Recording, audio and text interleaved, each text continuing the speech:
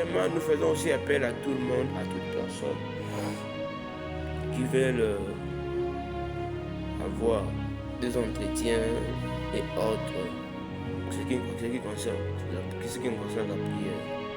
Déjà très bientôt, les mouvements de réveil mettront en place, je peux dire, une atmosphère ou un temps de prière, que ce soit avec les finalistes, avec ceux-là des graduats, ceux-là des autres activités et autres, que ce soit des cas graves. En tout cas, nous sommes là. Le Seigneur passe par plusieurs chemins afin de donner la solution. Il suffit simplement, comme la Bible dit, la foi vient de ce qu'on entend. Et ce qu'on entend vient de la parole de Dieu. Cela veut dire qu'il suffit simplement de se donner de ce qu'on attend, de se focaliser de ce que tu as écouté, et mets simplement ta foi en exerce. Exerce-la pour vivre la main de Dieu. C'est ça ce qu'il nous faut. Au lieu de regarder à gauche, à droite, quand c'est la grâce de Dieu, tu dis à Dieu, Seigneur, je crois que tu peux tout dans ma vie. Et c'est fini. Que Dieu te bénisse.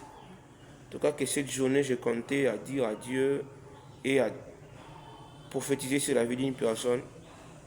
Peu importe le fléau, les complications, tu es plus que vainqueur. Et la situation que tu vis actuellement ne t'empêche pas d'avancer. Tu es une bonne personne. Même si je te connais ou pas, mais je compte sur toi, je crois à ta force, je crois à ta capacité. Vas-y. Aie confiance en toi, le Seigneur te fera de grandes choses. Aie confiance en toi, le Seigneur va te sauver. Aie confiance en toi, tu seras la tête et non la queue. Peu importe la souffrance que nous vivons aujourd'hui. Attends-moi te dire une chose. Vous savez, on ne peut jamais parler d'une maison R+1 ou 2 sans parler des escaliers.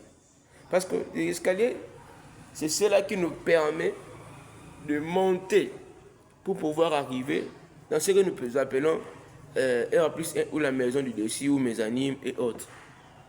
Donc par là, qu'est-ce que j'aimerais passer comme message? Laissez les épreuves et les réalités compliquées là, les difficultés, tout ce qui semble bizarre, soit cet escalier là qui te permettra de vivre la grandeur.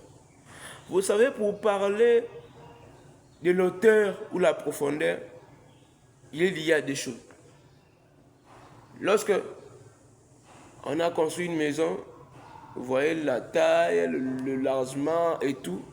Et là, vous allez tirer l'auteur. Non, l'auteur, c'est ça. Et lorsque nous creusons un trou profond, c'est là aussi vous allez trouver la profondeur. Cela veut dire,